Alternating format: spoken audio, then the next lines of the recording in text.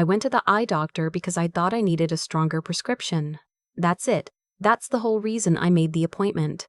Not because I was worried about anything serious.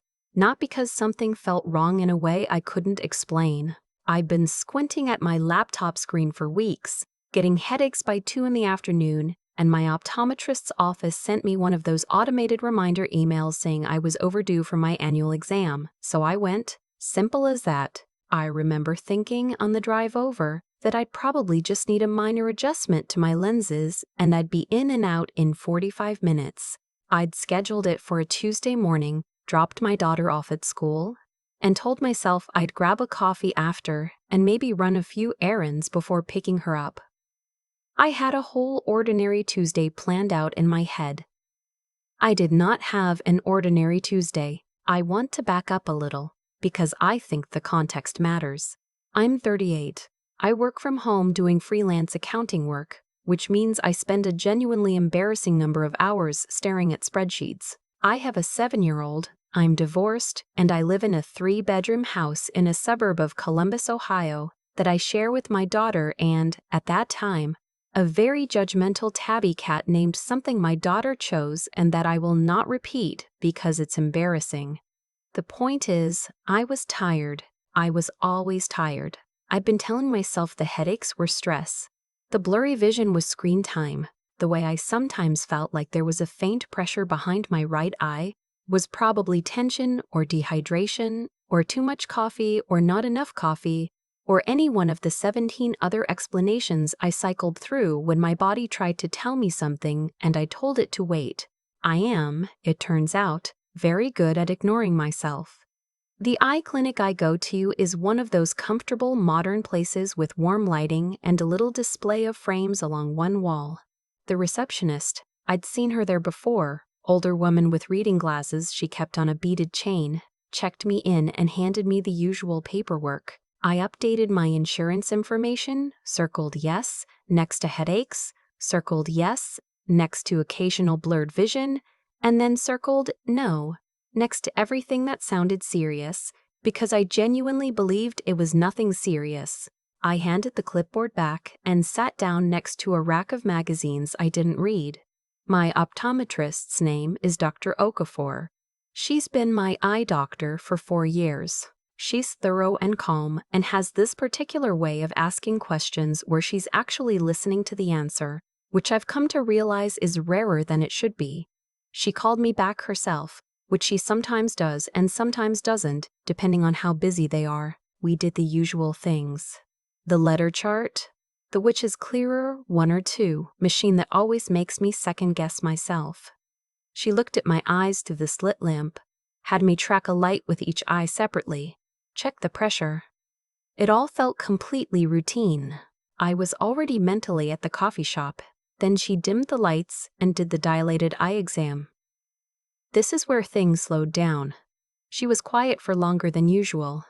I noticed it, but didn't say anything because I figured she was just being careful. But then she moved the instrument away from my eye, and she looked at me, and there was something in her expression that I can only describe as controlled. Like she had practiced, looking calm. She said, "I'm seeing something I want to take a closer look at. Is that okay?" I said sure. She looked again. Both eyes this time. Longer. And then she set the instrument down on the tray next to her and she said, very evenly, "I need to ask you a few questions." I said okay. She asked me if the headaches were new or if I'd had them for a while.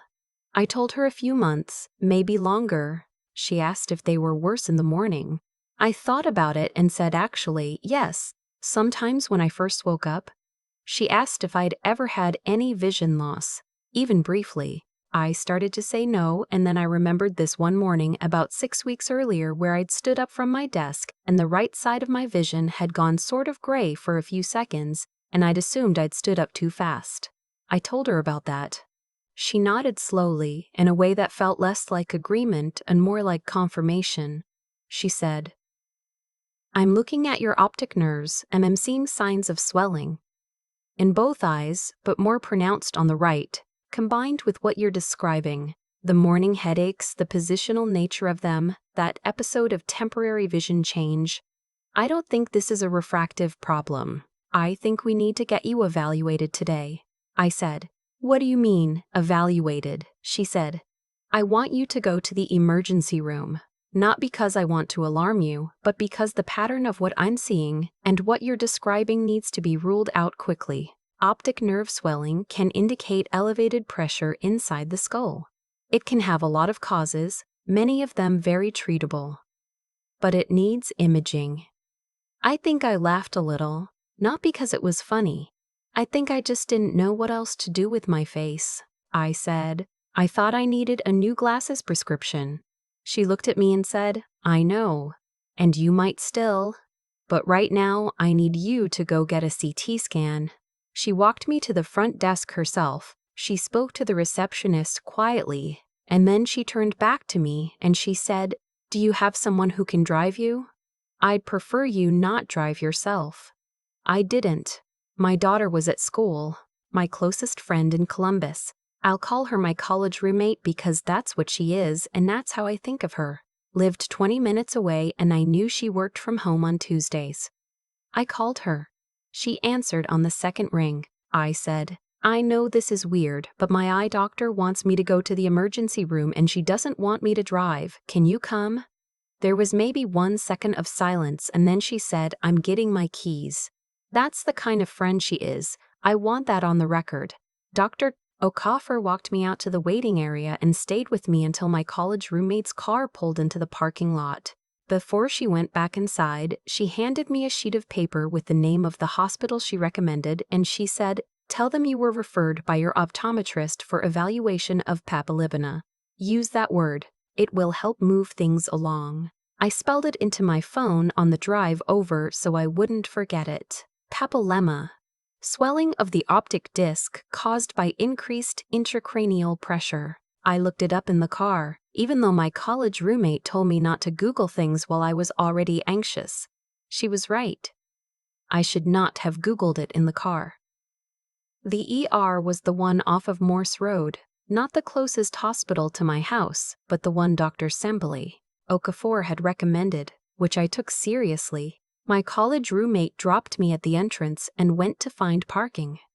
I walked up to the intake desk and I said the thing Dr. Okafor had told me to say. I said I'd been referred by my optometrist for evaluation of papilledema. The intake nurse looked up from her screen. She said, Your optometrist found this? I said yes, at a routine annual exam. She said, Okay, let me get someone. I don't know exactly what happened on the other side of that desk, but I was in a triage room within 15 minutes, which I have since learned is not how ER waits usually go, and I feel like that speed tells its own story. They took my blood pressure. It was high. Not dangerously high, but high enough that the nurse wrote it down and circled it, which I noticed. They asked me all the same questions Dr. Okafor had asked. Morning headaches, vision changes, any nausea, any neck stiffness, any recent illness. I answered everything as honestly as I could, which meant admitting to symptoms I had been categorizing as nothing for months. The ER doctor who came to see me was young, probably early 30s, with a very direct manner that I found reassuring rather than off-putting. He explained that the combination of what Dr. Okafor had documented and what I was describing warranted a CT scan with contrast, and depending on those results, possibly an MRI. He said he wanted to rule out a few things, and when I asked what things, he told me, and I appreciated that he just said them plainly. A brain tumor. A blood clot. A condition called idiopathic intracranial hypertension, which is elevated pressure in the skull with no obvious structural cause. He said the last one was actually the most common explanation for the presentation I had, especially in women my age and demographic, and that it was manageable. But he said they needed imaging to know what they were dealing with. I called my college roommate from the triage room and told her what they'd said. She was already in the waiting room. She said, You're getting the CT, right? I said yes. She said, Good, I'm here, take your time. I cried a little after I hung up. Not a lot, just enough. The CT scan itself took maybe 20 minutes, including the wait to be taken back. They injected the contrast dye through an IV and told me I might feel a warm flush, which I did. This strange hot spreading sensation that starts in your arm and moves through your chest and then suddenly makes you feel like you've had a small accident, which the technician warned me about in advance, but which is still startling every time. I lay very still and tried not to think. They brought me back to a room after. A real room this time, not a triage bay. That also felt like information. My college roommate was allowed to come back and sit with me. We didn't talk much. She brought me a bottle of water from somewhere, and we sat there with the TV off and the curtain mostly closed and waited. The ER doctor came back about an hour later. He said the CT scan did not show a tumor or a blood clot.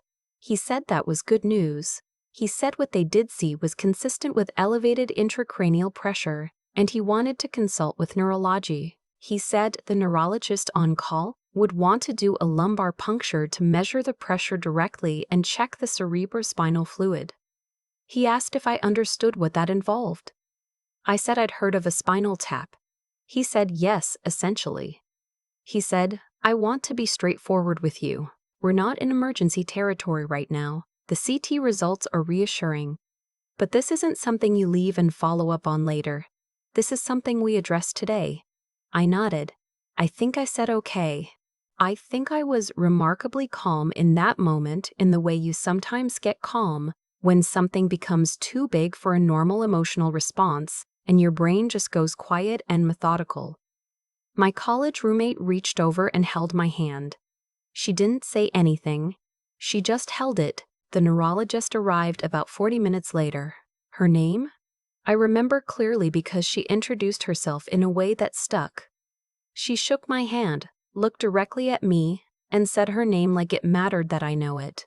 She was probably in her 50s, with gray at her temples, and a very no-nonsense quality that I found intensely comforting. She reviewed the imaging with me on a tablet, pointing to the things she was seeing, explaining what they indicated. Without either catastrophizing or minimizing, she confirmed the diagnosis: idiopathic intracranial hypertension, IHH, elevated cerebrospinal fluid pressure with no identifiable structural cause. She explained that for many women, and it disproportionately affects women, particularly between 20 and 50, it can develop gradually and be attributed to other things for a long time before someone catches it. She asked how long I'd had the headaches. I said I'd had some version of them for probably 8 or 9 months. She was quiet for a moment.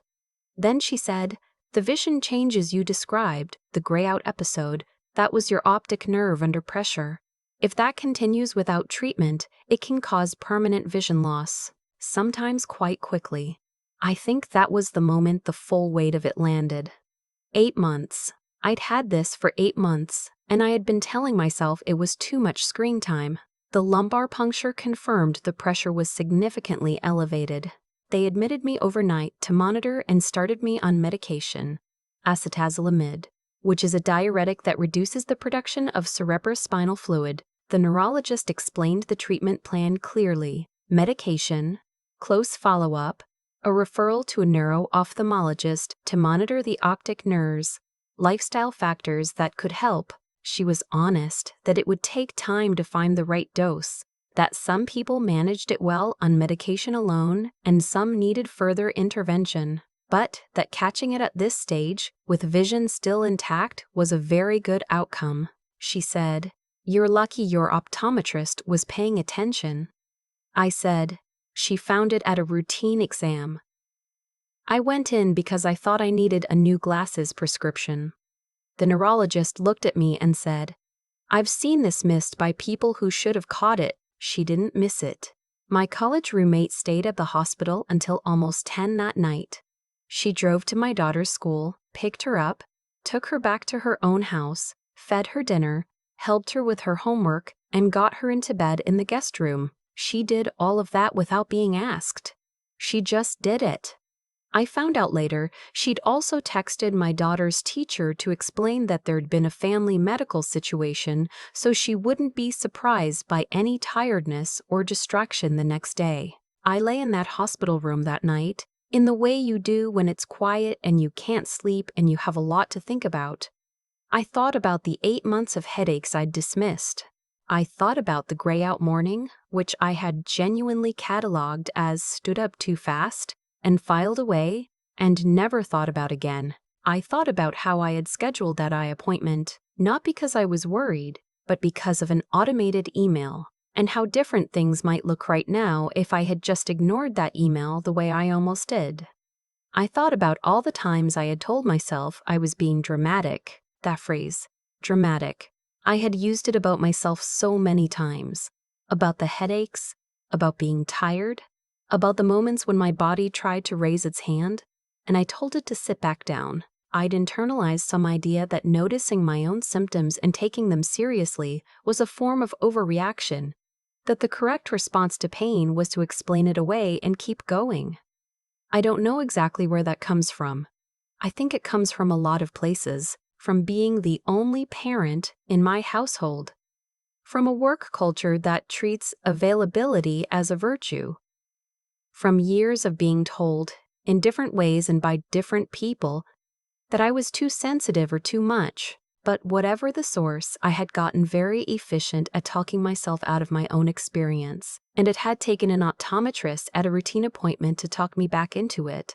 I came home the next day. My college roommate brought my daughter back in the morning, and the two of them had already made pancakes at her house. So my daughter came through the door smelling like maple syrup and very cheerful for someone whose mother had just spent the night in the hospital.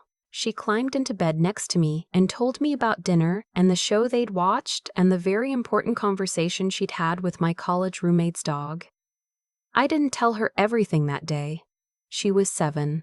I told her my eyes had needed some extra attention and that the doctors had given me medicine and that I was going to be just fine.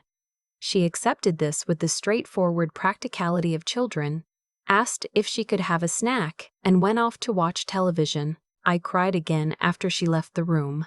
The good kind of crying this time. Over the next few weeks, I settled into the new normal of managing a chronic condition I hadn't known I had.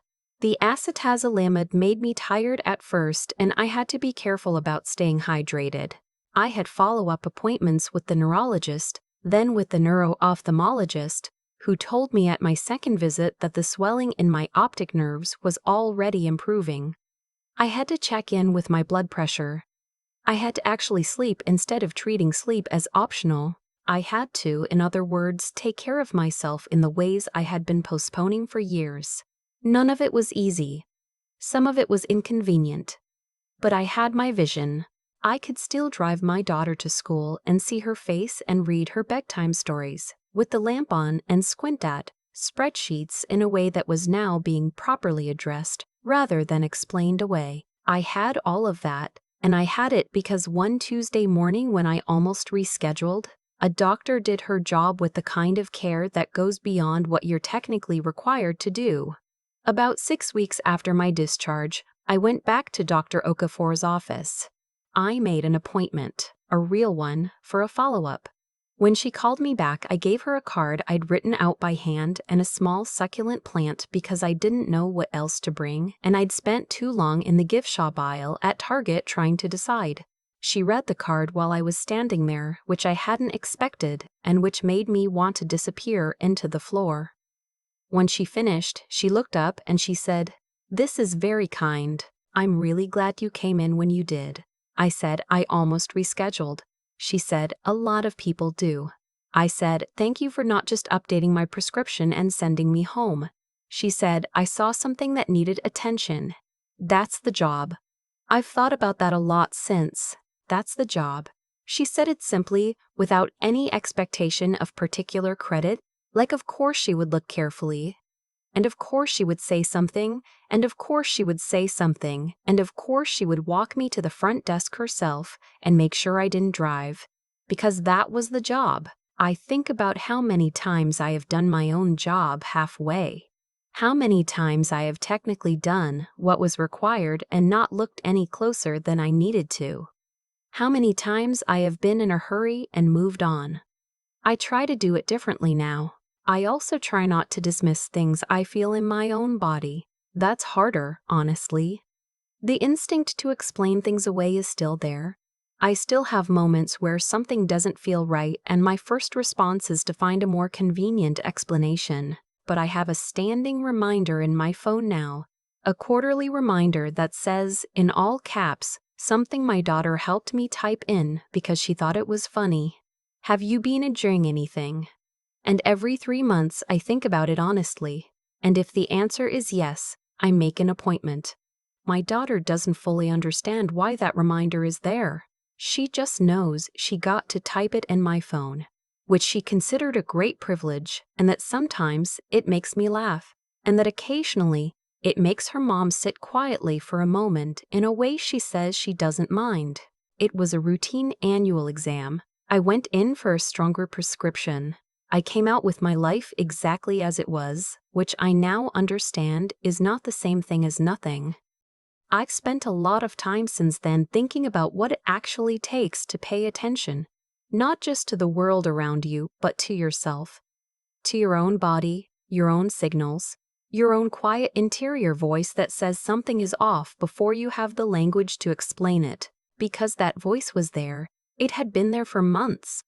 I just kept talking over it. There's a version of this story that ends very differently. A version where I reschedule the appointment because my week is busy, which I almost did. A version where Dr. Okafor updates my prescription and moves on, which she easily could have. A version where the grayout morning stays filed under stood up too fast until one day it isn't a grayout anymore. And it isn't temporary, and something I rely on every single day is gone. That version exists. It exists for people who don't get the Tuesday morning I got, and I'm aware of that in a way that stays with me. What I keep coming back to is this.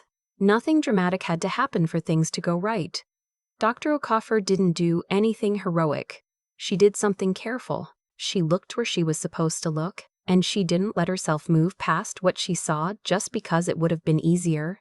She could have chalked it up to something minor and sent me home with a new prescription, and I never would have known any different. Instead, she stayed with what she saw and she followed it somewhere uncomfortable, and that choice, that ordinary professional choice to not look away, is the reason I can still drive my daughter to school in the morning. I think about that when I'm tempted to do something, when I'm tired and I just want to get through a task and move on. There's a version of careful and a version of technically good enough, and most of the time nobody can tell the difference from the outside. But sometimes the difference is enormous, and you never know in advance which moment is which. The other thing I've had to sit with is what it cost me to be so good at dismissing myself. 8 months. I had real symptoms for 8 months, and I turned them into explanations every single time. I wasn't protecting myself from anxiety, I was protecting myself from inconvenience, from the disruption of finding out something was wrong, from the vulnerability of admitting I needed help. And that particular kind of self-sufficiency, the kind that just means you suffer alone and call it strength, almost took something from me that I cannot get back. Strength, I understand now, is not ignoring what hurts. Strength is deciding that you're worth the inconvenience of finding out the truth. It's making the appointment even when you're pretty sure it's nothing. It's saying the symptom out loud to a doctor instead of filing it away. It's letting your college roommate drop everything and come sit with you in an ER waiting room and accepting that love without apology. My daughter helped me set a reminder in my phone. Quarterly. All caps. She thought it was funny to type it in. I think it might be the most important thing on my calendar. Pay attention to the people around you, to the work in front of you, and maybe most importantly, to the quiet signals your own life keeps sending you, the ones you've gotten very efficient at explaining away. They don't go away just because you stop listening. They just get louder,